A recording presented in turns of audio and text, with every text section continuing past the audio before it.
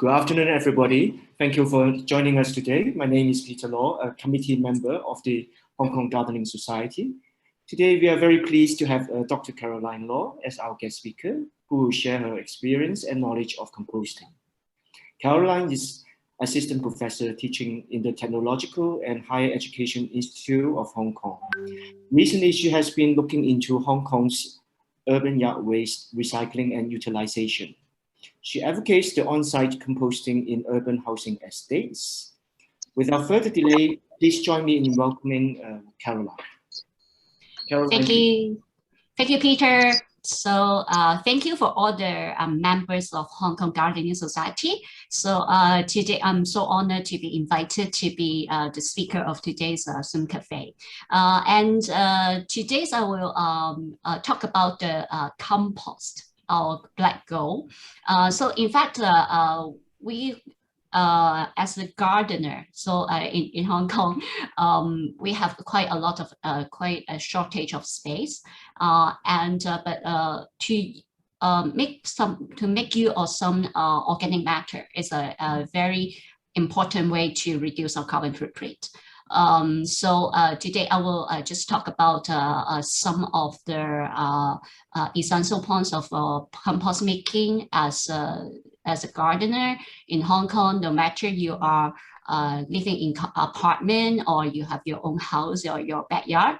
So I hope this today's webinar or talk can give you some insight. So first of all, I would like to briefly introduce myself. So I'm now teaching in DI in a bachelor degree program and horticulture, arboriculture, and landscape management program. So previously, I graduated in Hong Kong U in geography, and also I got my master in Germany, and also I come back to Hong Kong to finish my PhD degree. And after that, I work in Baptist University. I work in the dairy farm, and also after that, I joined DI now, and this is already the 6th year of my teaching. So I'm also work on some related issues on some planting design. For example, like the tree density on sky garden, for example, the podium garden. And also recently, I'm also interested to how to recycle the yard waste, because the urban yard waste is quite an issue in Hong Kong, as almost all the yard waste have been dumped into the landfill in Hong Kong. And also, I'm also interested in some native plants utilization in our ornamental usage. What's the yacht race? Yacht waste, I would just define it later on. I have a slide on it. So it is some advertisement type. So if you want to know more about the program that I'm teaching, you can just Google DIHALM, then you can find our webpage. Okay, so for today's content, I will briefly outline a program or a project that I have done as an education program in Hong Kong in private housing estate, and then I will introduce some composting basics, and also if you are a backyard gardener, you may be interested in using the composting bin and also the shredder, and also for apartment gardeners, you will be also interested in some food composting machine or Pokaishi compost bin, or the use of earthworm, so the vermicomposting. And lastly, I will talk about the anaerobic composting and also the biochar and or the wood ash. Okay, so in fact, as you guys will remember, so in 2 years ago or 3 years ago, we have the Typhoon Mangkhut attacking Hong Kong and swept a lot of trees down, and that's how the previous Kaida airport has been provisioned as a temporary site for those yard waste. And in fact, I would like to define the yard waste. In fact, the yard waste is all those vegetative matters that we have produced from those daily maintenance and trimming that will include the branches, the leaves, and all the material, for example, like the cut flowers or the grass clippings that were produced in the daily maintenance of the horticulture, or those organic materials that we will harvest. So this is a nursery run by the government. So you can see they also have some composting bin, but for most of the time, these yard waste, including those tree stumps and trunks, those vegetative, those leaves, is temporarily pasted as some slot, and they will be transferred to the landfill later on by some dump truck. So as you guys can know that this yard waste statistic, although the yard waste is contributed to around 1.5%, roughly 5% of our municipal waste. So in fact, this issue, it was not be taken seriously by the government for the previous years. But as you guys know, we have some kind of centralized facilities, which is being processed by the Y Park. So Y Park stands for the so 林區 in Cantonese. So you may reach out and search for such a Y Park, and when you just key into Facebook or Google, you can find the related facilities. And my project that had been conducted last year, slightly more than 1 year, is a pilot scheme for the private housing estate. And this is funded by the ECF. So organized by the I. So this is a such kind of pilot project that we want to provide some background knowledge to the property management people, and also the frontline staff of horticultural staff. And also we will provide the basic equipments like the shredders and the composting bin to the housing estate which joined this scheme. And we conduct property talks, trainings, and also some sharing sections, which also we have the Facebook page and the websites. So if you're for further information, you can log on to yardwaste3r.org. But this website is in Chinese, so if you can only read English, so just apologies. That's but you can also share with some friends and relatives who can read Chinese. And we also have a YouTube channel, so also in Cantonese. So just to disseminate the experience. Okay, just without further ado, I think those project information would not be so interesting, but you guys who just joined this Zoom Cafe may want to know more about the composting. So with this square just illustrated the rule of thumb of making the compost. So if you want to make compost, you need the food, that means the organic matter, you need air, you need the moisture. So with this free, just like a pyramid, if you get all this free, there's also this with the suitable temperature and the existence of the microorganisms, you can make the compost. So and also you will need those management. So that means you need to go there for regular checking, to regularly stir them. And for the microorganism, as in fact, we can artificially add those effective microorganisms, or in fact, the microorganisms is everywhere, virtually everywhere. If you just dump in some potting soil, you got a lot of bacteria down there already. So to me, if I just teach the frontline staff of the housing estate, I just tell them, you just dump in the potting soil and then just let them decompose. That will do. And no need to buy some commercial effective microorganisms. So you don't need to pay extra money for that. And also for the what is being inside the composting bin, that means the food, that means the organic matter, you have to also take into consideration of the CN ratio. So in fact, if we will some scientifically, so the CN ratio is a calculation.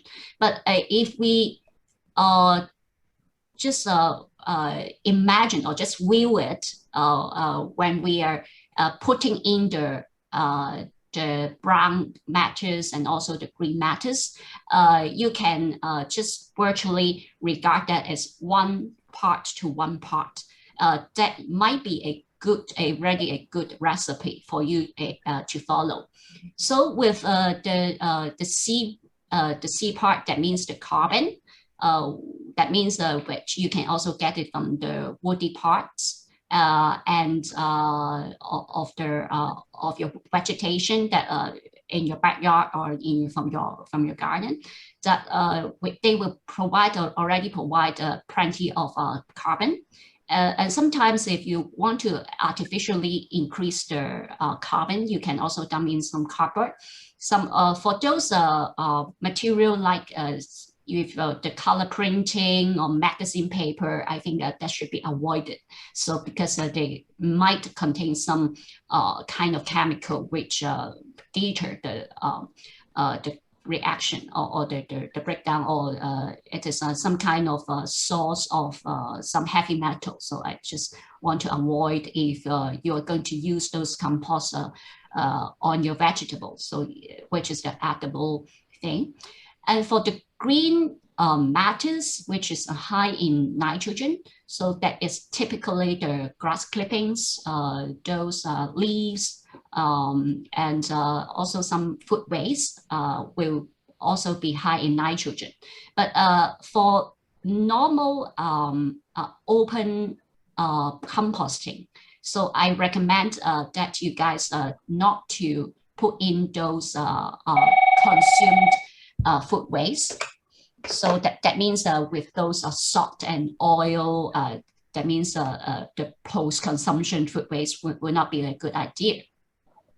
So if you got a lot too much nitrogen, you will got a very smiley pile. And for if you got a lot of carbon, you will got a very slow decomposition. So to achieve a good ratio, so the onset CN ratio should be somewhere, the C maybe a little bit higher, around. So if we calculate it from a scientific point of view, those CN ratio would be 30 to 1. And that will be the onset ratio. As the compost towards the maturity, they will the carbon will gradually decrease. That makes the carbon, the CN ratio towards the around 20 to 1, around that. So typically, if your yard waste or the green waste is you use the traditional composting method, so it might take several months, or sometimes if it's in different part of the world, which the temperature is lower, the temperature climate zone might take a year for you to generate the control compost. So in fact, we have quite a lot of research that adding some amendment to when during the composting. For example, like those animal manure, mature compost or vermicomposting, or those yard waste can accelerate the process. So I'm not going to go into detail, but just to let you know, if you are doing the composting, adding amendments with a suitable ratio or suitable amount might improve the CM ratio and the porosity and the aeration, so to achieve the a faster composting process. Okay, so if you had a backyard, if you want to install some composting bin, and you are going to buy a shredder to help you to make to recycle those your yard waste, you can firstly classify them, shed them, and compost it and use it. So in fact, this is an outline of how you can make use of this this backyard materials. So if you have such of this kind of twigs or some woody twigs, firstly you need, and sometimes you will mix up with some leaf when you harvest, or when you just do those regular pruning. So you can, if I just advise you, if you also have this kind of shredder, you should process them as soon as possible, because they these twigs also contain the moisture, so it is easier for you to shed them into small pieces.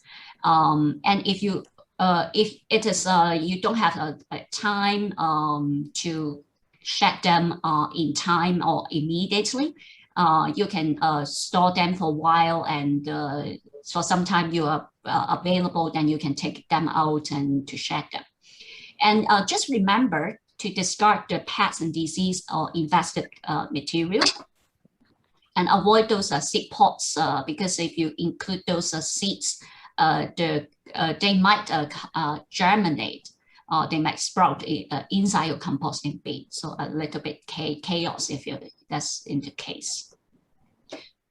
Okay, so if you are a backyard gardener, you may also consider to buy some composting bin. So this typically this is the size of 1 meter times 1 meter, and the height is slightly about 1 meter. So you can consider to buy one. If you just go to internet shop, you can get one around 500 Hong Kong dollar. And for the shredder, this kind of shredder is around 3,000 Hong Kong dollar. This is a shredder which can which will supply the which will use the electricity. So you just plug into the electric sockets, and you don't need to buy the extra field, for example, like those diesel or those kind of things. Okay, so for the shredder, the advantage is you don't need to put the whole stick into a composting bin, because for the whole stick, it would take years or sometimes years for that to decompose. So the shredder is a perfect tool for you to shed them into small pieces. And also increase the surface area for the microbial activities. And if you want to use that, you need to consider some personal PPE, for example, the goggle or earplug, mask and gloves. And I think for you guys, if the most important will be the goggle and gloves if you are not working in the company. So I think that, and also the environment is also important to avoid using them in rainy days. And this kind of a shader is just like a, can you see this these shiny pieces? This is the blade, So they will, this is the axis, and the blade will turn like this, turn in the circular movement. And it is also important for you to avoid those rattan-like material, those long fibers. Okay, so I have a very, very short video and just to show you how it works, how the shader works.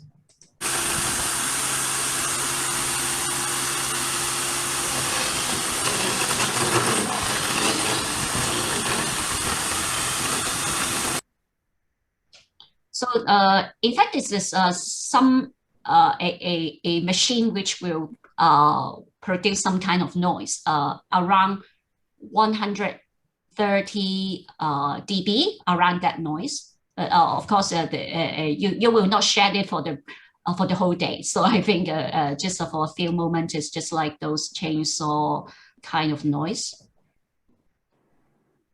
And that is also the shader will have some kind of limit. For those thicker branches above 4 centimeter in diameter will not be suitable for this kind of shader. So that means if you want to shed a thicker branch, you might need to search for some bigger shader. So that might be more expensive. Okay, so if you have your prepared your material, you can mix them. Use a bucket or some container to mix it before you dump them into the composting bin. You can mix them up with the soil and water in the bucket, or you can optionally mix them. You can just put them inside the composting bin and then you mix it with a stick. But sometimes this is quite difficult if you just bend your and you need to use a big stick to stir it. So may not be thoroughly mixed in inside the composting bin. So if you have a bucket that is also usable for you and you can maneuver them and then stir them thoroughly, it might be the scenario that you want to do it. So. And also one thing to notice, if you have already some old material that have been composting inside the bin, for example, that is already there for 1 month, so they might be undergone a different stage of the decomposition. So just to avoid mixing the old and new material. So if old and new material and mixed together, and they will it will take you for longer. So for their whole pile of material to reach the maturity. Okay, so there are some okay, this is steak for which is normally we ask the housing estate to use to mix, and we also provide the thermometer and also the moisture meter. But sometimes we have some problems. For example, some mold or fungi just also grow out of that. So that might be a problem of the too high nitrogen. So nitrogen material is too much. So in this case, they put a lot of grass clippings inside the bin. So what is the solution is to add more carbon-rich material, and also not to let the compost pile to be so wet.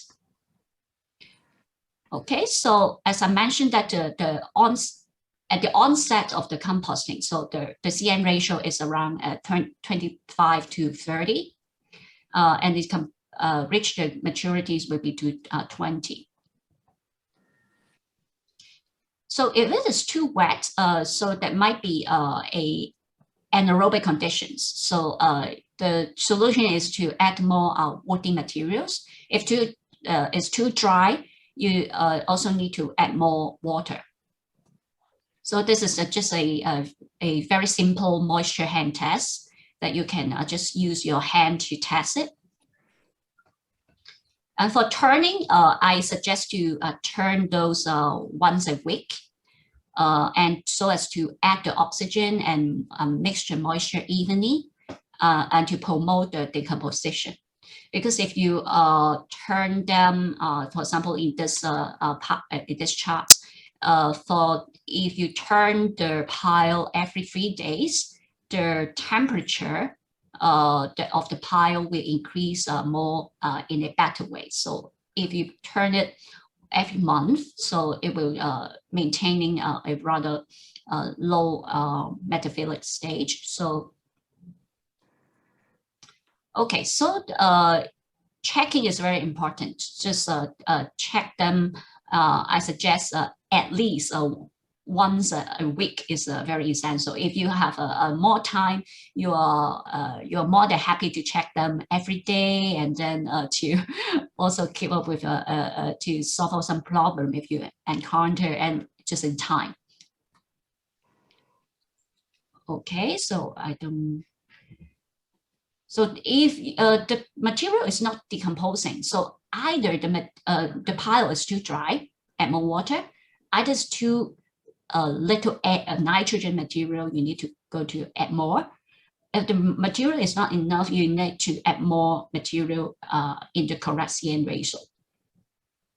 Okay, so if the compost seems to be earthy smell, to have earthy smell, if they have the deep brown color or just look like this, like a soil-like appearance and no temperature rise, you can just guess them it is a mature compost. But of course, to be scientific, we have some tools for us to make some lab tests or some toolkits to test the compost maturity. But I think for a gardener, I think you don't need to pay to buy all those lab tests or the test kits. So maybe this is already for layman. This is already a criteria that if you do this in such kind of setting, 2 to 3 months may be enough in Hong Kong for you to reach a mature compost. Okay, just a question to you guys. Do you think on which bin the compost is just look like a mature compost? Bin A or bin B? B. Yes, so B. I heard from you guys, most of you, B. all of you got the right answer. So this pile just like more towards the mature compost, as you still see some the leaf structure down here and still a little bit wet and stinky, but so we need to also give some correction right here. Okay, so that's enough for the backyard gardeners. So in fact, you guys have quite a lot of you may live in those apartments. So you might have come across some food waste composter. So this kind of large scale food waste composter may be used in some housing estate or some restaurants or some hotels. But today I'm going to talk about the household kind of food waste composter or recycler. In fact, most of those recycler or the composter claim that they can decompose the food waste in 24 hours. In 24 hours. So they also make use of those effective microorganisms or some kind of well-selected so-called acidial microbes. So this kind of microbes is good at adapting to the acidic environment. Okay, so they might have some note. I'm not going to go into details, but for the they mostly recommend you to put into those raw material, not the post-consumption food waste. And also you can also hear about a lot of news that we have some Hong Kong companies also investing to develop such kind of food waste composter. So so maybe you guys are also a bit wondering what is that really doing the job for this composter. But in fact, I have gathered some information on internet and also in some academic journal. So I cannot say I'm 100% sure for the what I have I conclude in this webinar, but I just want to introduce you the mainstream stain or the viewpoint from the academic point of view. So in some reports, we can see some academics tends to refute those 24-hour composter, but because they say no microbes in the universe can colonize the material in 24 hours. And also our local scholars say it is very magical for the food waste to decompose in 24 hours. And there have been quite a lot of crowdfunding for food cyclists here and there in Hong Kong or Singapore or other places of the world. And also in Hong Kong, when you just go onto some media, social media platform, you may see those composters selling. And they also have some selling points, their internal bucket. They will also use the some ultraviolet beams to kill the germs, and to also they have the carbon filters to filter those outdoor. Okay, so when I go through some literatures, including some leading journals, they may the scholars may use some inoculation of bacteria or fungal consortium. That means that they might choose some useful bacteria, a mixture consortium, that means a mixture of different species of the fungi, and they just select them and just to put into the either food waste or some yard waste and just see what is the performance. So in a lot of literatures, they will have the monitoring period ranging from 40 days to 60 days. And the CN ratio less than 20 can be considered as a maturity. So, and in fact, those we cannot find quite a lot of literatures showing the bacteria can colonize and finish the decomposition in 24 hours.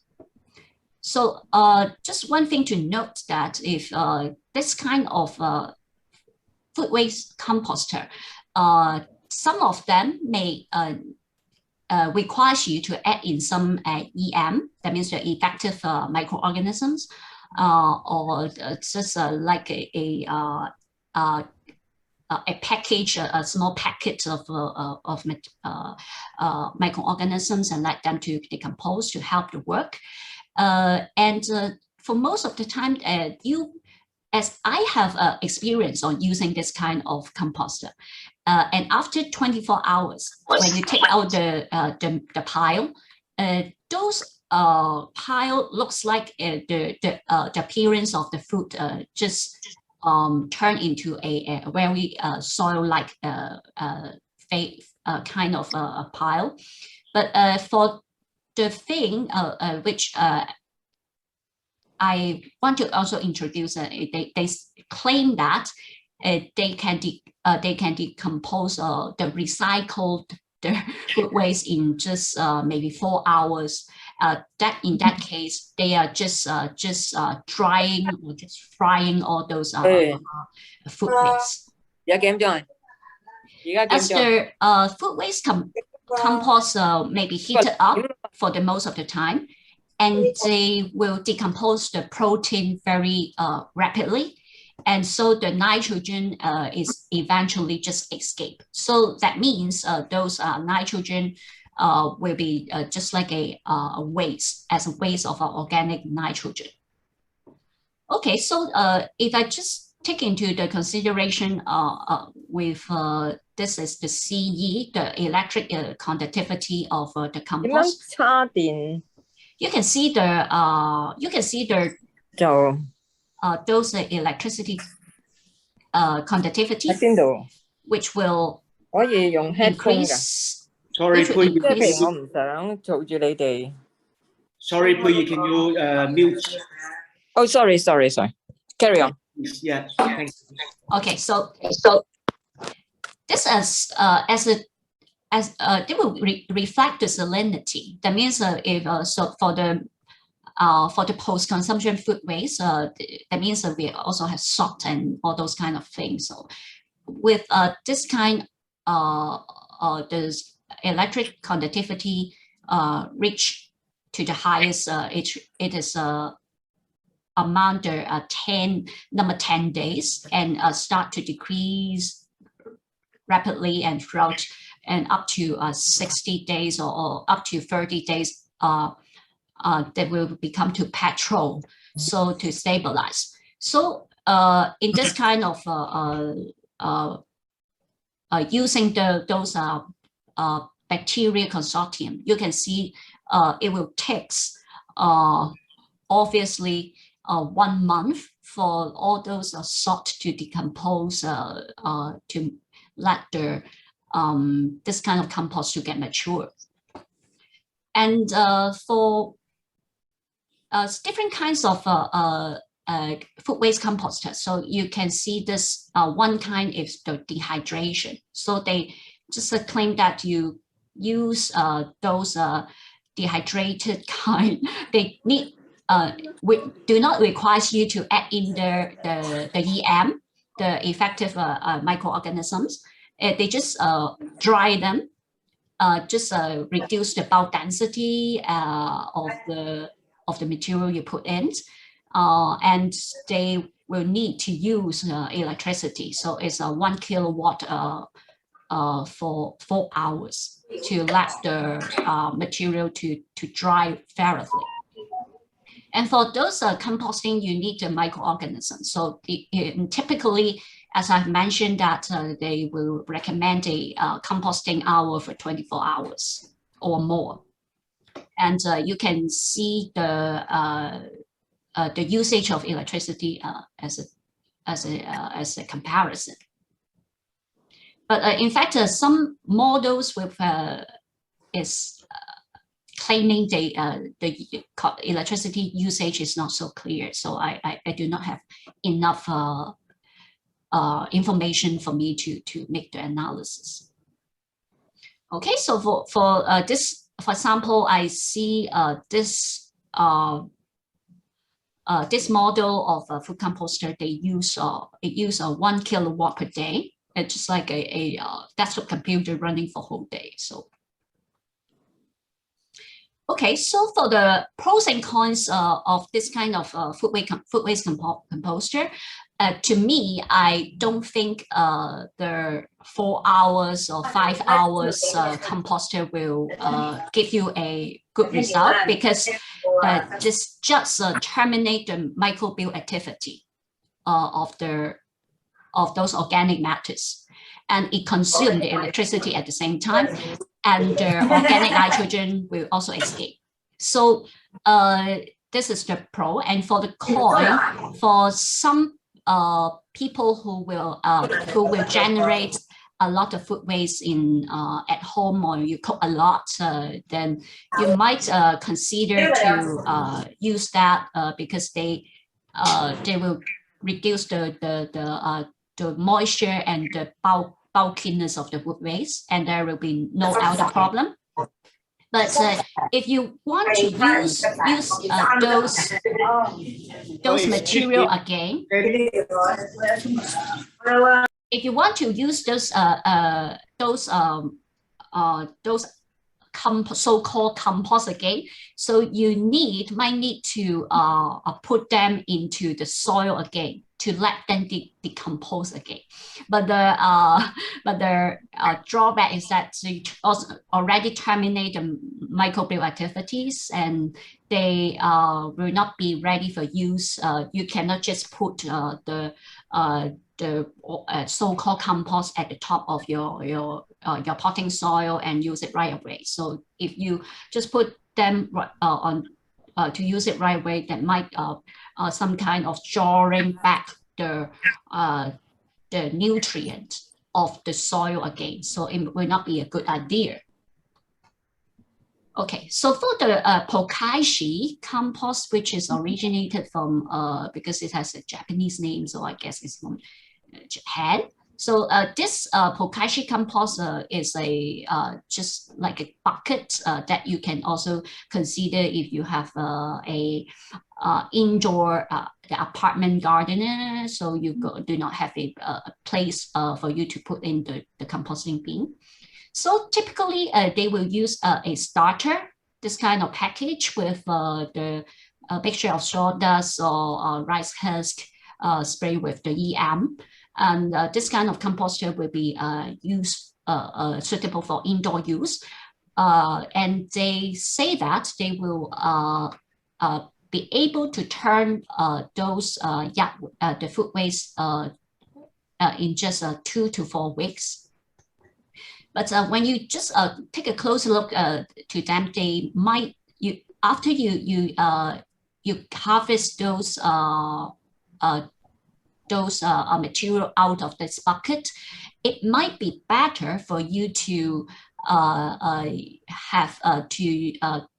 bury those material to the potting soil again to let them fully decompose. This is what they are suggesting. So if you are going to use it right away, may not be a good idea. Okay, this is just a a slide that maybe for your information. So there are some toolkits for you to test the maturity of the compost, but I'm not so sure whether that has been scientifically proven, but just for your information, some company will use such kind of maybe straightforward kind of compost maturity test that is virtually measure the emission of the CO2 and also those ammonia gas from the compost. So if you are interested, you can just go onto the website and see how it works. Okay, for the vermicomposting is quite a encouraging one, because we have some final year students who also do such kind of research on that. Just to claim that FYP is not supervised by me, so my colleagues has supervised that student.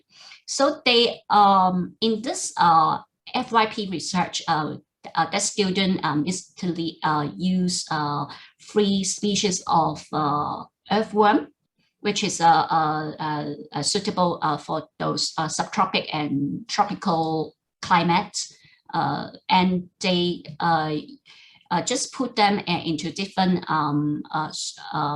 substrate, including peat moss, including the peat moss and some ordinary subsoil. And they try to provide an environment and let the earthworm to reproduce, and also they will regularly feed the earthworm with the vegetative material. And But what has tell us they also use the what have been harvested those compost and just make some comparison. So if you can see the vegetable in this tray, this red tray, that is the harvest by adding some different amendment, those soil amendments. So this is the control. So without any amendment put into the soil, so the vegetable is this small. And with organic fertilizer, this is the cow manure, is this size. And with the chemical fertilizer, it's like this. And for the vermicompost, you got quite a super large harvest. So we have those biochar for you to consider. So in fact, I think the amount of leaf may not be a good indication. So I think for a better, for more scientific analysis, so the leaf area should be used as a criteria for this test. So as you can see, this is the months, the time. They all started maybe the first month. The leaf amount will be that, like here. So you can see the earthworm fertilizing will amount the highest. Okay, so just some points to notice. You want to do the vermicomposting, you need to feed the earthworm continuously with the food waste and all the yard waste. No cooked food to be put there. And according to the experiment result of our student, peat moss seems to be the best substrate for earthworm. And they may produce some leachate. So you need to drain the hole on the container, and also to increase the aeration. This experiment is done inside our greenhouse. As I sometimes go to the greenhouse and take a look, and I don't smell any from the vermicomposting buckets. So I think the elder problem will not be serious. Okay, for the anaerobic composting, so I think for apartment gardener will not be a good idea. So and I have experience this kind of anaerobic composting in some organic farm, and they will create a lot of algae, and also the byproduct may be also the methane gas. So that might be a potent greenhouse gas. But in fact, this anaerobic composting, that means you just seal it into a very tight container and let the bacteria to do its work. But the compost will be quite acidic and with the strong algae. But for the nutrient content, also you can also use the leachate, the very nutrient-rich leachate to irrigate your vegetable will be also very beneficial. Okay, the second last topic is the biochar. So recently, I also have a research with my. Holly, where are you going? Hello. So with my final year student, so biochar have some proven benefits. So it can improve the nutrient storage, improve the soil structure, hot water holding capacity, and to increase the abundance of the mycorrhizal fungi. Because as you know that the biochar, unlike those wood ash, they have a lot of very tiny pores. We call it the micropores in those biochar structure, and they will keep the cation to stay in those pores. And also the fungi, which has a place for them to hide, and so that will assist their nutrient uptake. So we have done some kind of comparison with the soil amendment of peat moss with yard waste compost and also biochar, of course. So what we can find is that we use the base, the completely decomposed granite, which is a very normal kind of soil which we can find in Hong Kong. So this is the base, and for some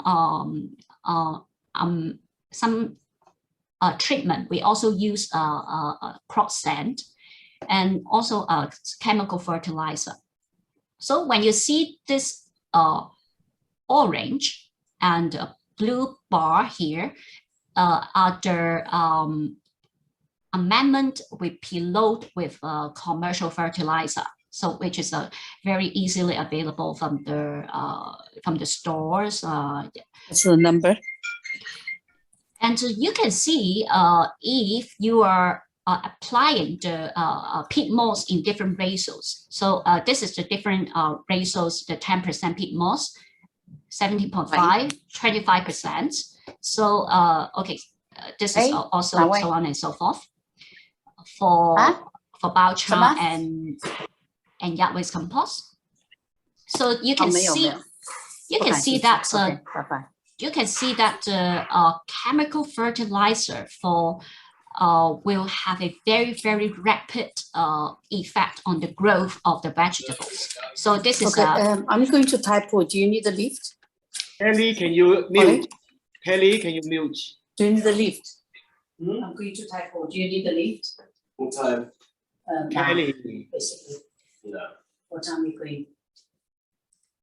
Kelly, can you mute? 30 minutes. In 30 minutes. Where are you going?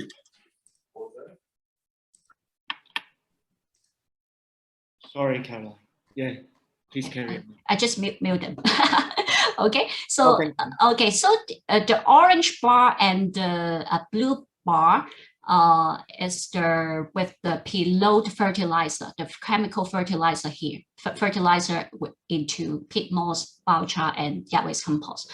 So you can see if they are preload into peat moss, the growth rate of the vegetable is quite a lot, and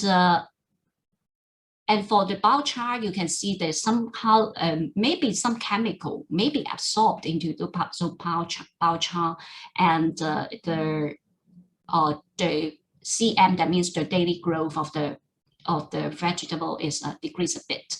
But for yard waste compost, you can see the performance between the with or without the chemical fertilizer is not contrasting too much. So that means without the commercial available or the chemical fertilizer, with the yard waste compost is also doing very, very good.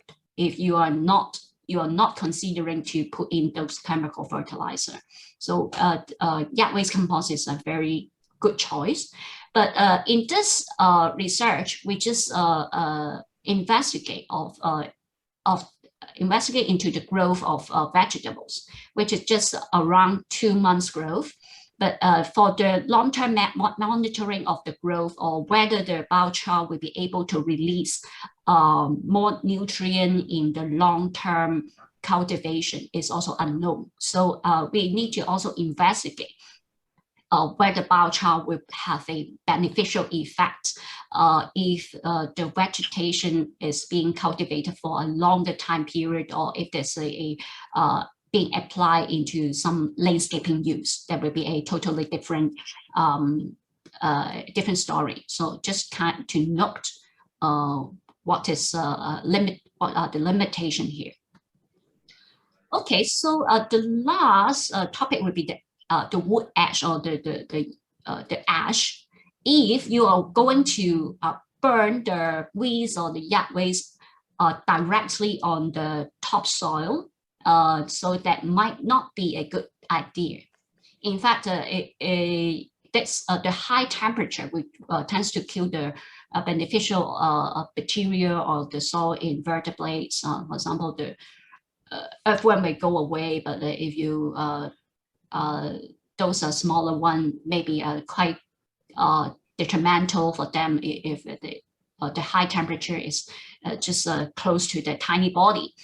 And my suggestion, if you want to make some wood ash, it would be more appropriate to burn them inside a container. But just to note for you that according to EPD, so in some kind of location, that means just according to the land use, you might not be able to do the open burning because it's a kind of illegal act, because they will tend to emit some kind of the emission control during going to the emission control. So just to note you, just to be careful if you are going to burn some vegetative material. I thought that ash, the nature is it tends to be very alkaline, but if you want to add the phosphorus and potassium to your vegetable, it might help, and for sometimes it might be able to kill some vermin, but for the application, you need to take into very careful consideration not to apply them too heavily. Okay, so just to make the conclusion, sorry for the very, very lengthy presentation, but I just want to conclude with that. To make compost, you need to be a good chef. Just like imagine that you're cooking something, know your constraint of your household and choose the way that suits you. And also to make use of the recycled organic material, you need to be like a scientist because you're doing some experiments. So nobody is going to tell you exactly how your compost or how your recycled material will act like. So you need to do the experiment by yourself and try to use them sparingly at the very beginning, and just to increase the proportion and just to tune them into an optimal way. To succeed, I think you need to anticipate the failures, because we also face a lot of failure when I'm cooperating with the housing estate. So these are those are failure, not failure, but we can just find the solution eventually, but there might be some setback from time to time. Okay, thank you, you guys, and if you have some questions, just feel free to ask. So everybody, please ask any questions to Caroline. Thank you, Caroline, for your valuable sharing. Is there any questions? Yeah.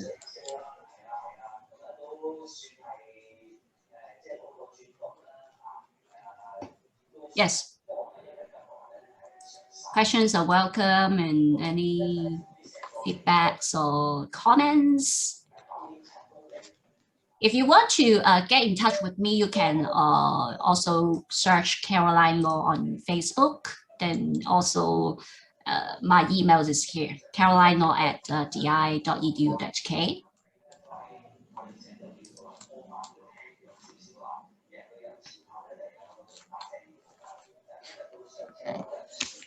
So Caroline, I have a question. Where can we find this biochar being made in Hong Kong? In fact, it's not so, I think I can say it's not possible for you to make as a name, because for biochar, they have the definition. So biochar is unlike the ash. So biochar requires have some definition of the oxygen being supplied into those furnaces, and you need to raise the temperature a point maybe up to 800 degrees for those materials to be qualified as biochar. So that's, I think in Hong Kong, that is biochar is not commercially available in some maybe agricultural product store. So, but currently, as I know that Kodori Farm is currently, because they are regenerating, those trimming out those acacia confuser forestation. So they cut down a lot of timber from the hillside. They are also using those furnace is a very big scale, just like a lorry container, big of a furnace to produce a biochar. And they also reuse them to their forest plantation. And also, as I mentioned, Hong Kong government, the EPD is also doing some work, and they are currently inviting tenders to the companies to bid the operation of the biochar production, either in the Y Park or inside the eco park. So they are starting to producing to diversifying the treatment options for managing those wood waste in Hong Kong. And also for some commercial companies, they may use some biochar for some purification use. For example, I'd like to purify water for the beverages. So they might also seeking some kind of sustainable use of those biochar in landscaping or some agricultural use. So in fact, biochar may not be right now you're easily available in as a citizen. So but we may seek a lot of cooperation, maybe just the post utilized biochar can be used in some landscaping use. Yes. Thank you. Any other questions? Okay, I can see the chat has one question. Thorn, I think it's from Thorn. He or she asks, where is a good place to get the worm from vermicomposting? So I have asked my colleagues where did they get the worms. So they say that from internet shop. So internet shop is also a Taobao or some other places you can get them from the internet shop and at a good price. So they just send them to Hong Kong without. They do not have any problem for the delivery, as I know that. Any other question? Hi, I have a question. This is Christine. Hello, Christine. Hi. I was wondering, because I just missed a little bit on what you talk about vermicomposting. Yeah. I had some technical problems. Can you go through that part again to ensure good vermicomposting success? Thank you. So is that this this slide? Can you see? Can you see this the slide? Yes, I can. Yes. Okay, so you, in fact, for vermicomposting, I think which is also viable or feasible for apartment gardeners, because as I know that if you have a balcony which is outdoor, so that will do. If you have a indoor environment, so you need to also think of a very limited or low level of nuisance. So if you are going to kick off this vermicomposting, you need to know the typical because those earthworm can just eat the food waste or the yard waste into the digestive system, and they are rather doing the work very rapidly. So I think they are very, very adaptive for those earthworm, and they reproduce. And during the research by my student, they also count the larvae and also some eggs of the earthworm, and they reproduce very, very well in those peat moss substrate. So I think to start off, maybe you can also use as peat moss, and then you just buy those earthworm from the internet shop. And for the design of the container, so you might need to search for some information, and you need to drill some holes and anticipate some leachate. If you also need to keep the moisture of the whole pile, just to let the earthworm to live happily, because they also need some moisture to live on. So thank you. Yeah, thank okay. you, Dr. Law. I keep some worms, and so do many of the people that is on the call here. I just want to know what is the best way to have them multiply, and then how to harvest the compost. The compost from the worms. Yeah, what is the best way to do so? Now, I don't use peat moss. We just use a little bit of soil and some paper. So I was just wondering, is that best practice for getting the best out of vermicomposting? Just to declare, so for myself, I do not rear the earthworm myself, but I cannot give a lot of input for your question, because I might just answer it from a very intuitive manner, just according to my intuition.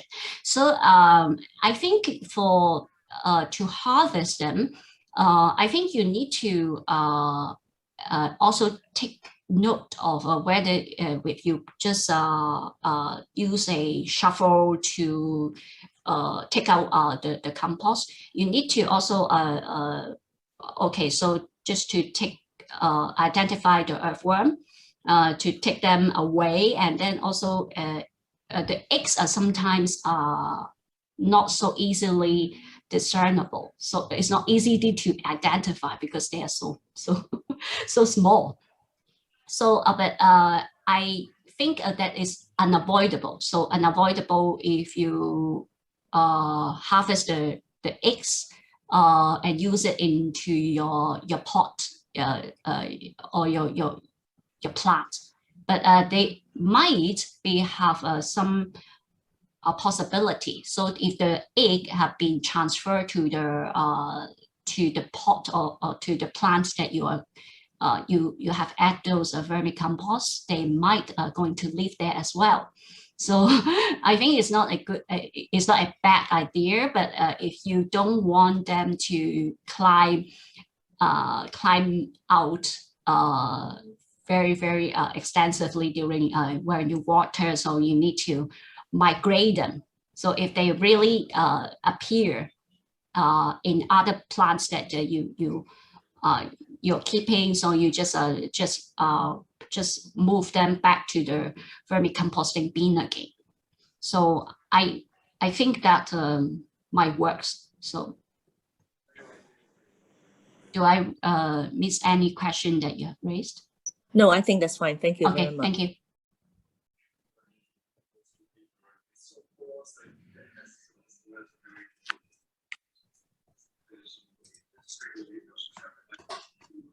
I can see a member's comment moss, the use of peat moss, Okay. And I think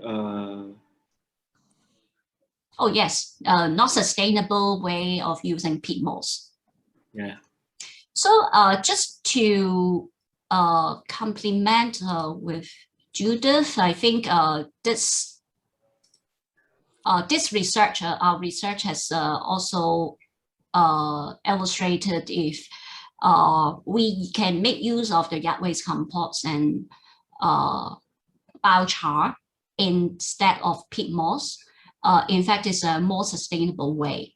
So in fact, why I include peat moss into this experiment is I want to also advocate the government in their gardening use or the landscaping use to ask or to just advocate the government's specification in those tenders of some construction of greening areas, that they can switch to use yard waste compost or biochar, and those growth performance of the plant might be able to exceed if you are not comparing the commercial chemical fertilizer. So this is what is my, I agree with Judith. So it's not sustainable. But you can also consider the soil amendment, which you can also switch to biochar, and yard waste compost may be a far more sustainable kind of a way to grow our plants better. Yeah, I completely agree with Judith. So it's 6:14. I think we will take one last questions here before we end the Zoom cafe. Is there any question?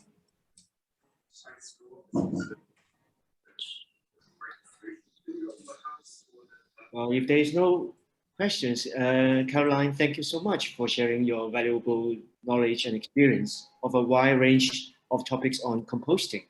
So everybody, please join me to give Caroline a big applause. Thank you. A big round of applause here. Thank you very much, Caroline. Thank you. Thank you. Hope you find all this useful, and looking forward to meet you guys in person again. So I will try to be the member of your society. So thank you. Wow. Good. Thank you. Thank you. See you later. Say goodbye. Bye. Bye. Bye.